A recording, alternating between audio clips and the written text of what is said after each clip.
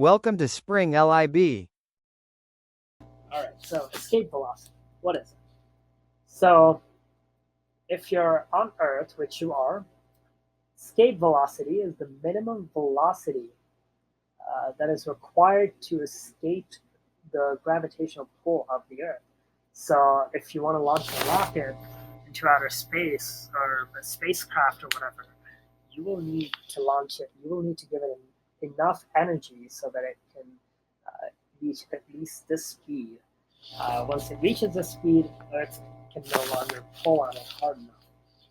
So 11.2 kilometers per second. Remember, a kilometer is equal to 1,000 meters. So it's 11.2 times 10 to the 3 meters per second.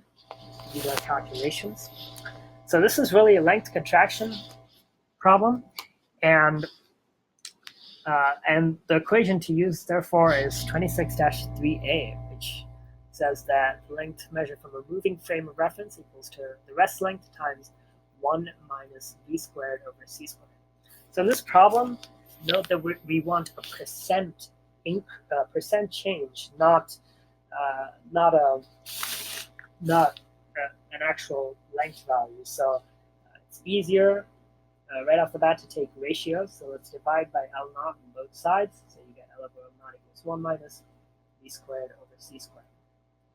So let's work that out. So that's 1 minus 11.2 times 10 to the 3 meters per second over a speed of light, which is 3 times 10 to the 8 meters per second. And already you see that there's a huge difference between these two numbers, 4 orders of magnitude almost, actually.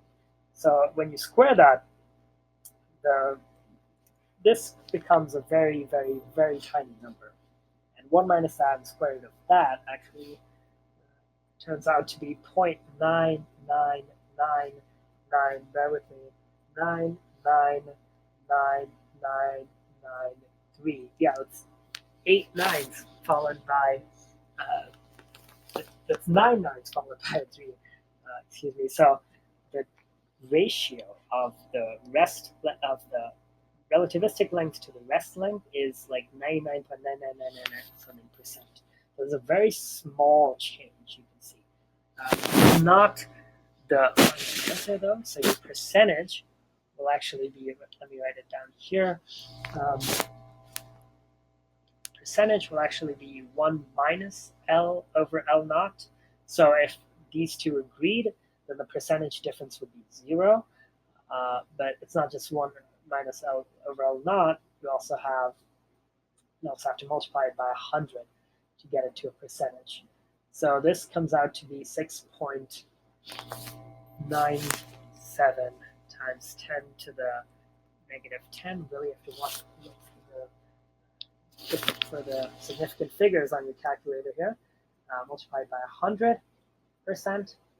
And so your answer, the percentage change, is 6.97 times 10 to the negative 8. That's less than 1 in a. It's less than 1 in 100 million percent. So that's a very small change. So escape velocity, though very fast, is actually not all that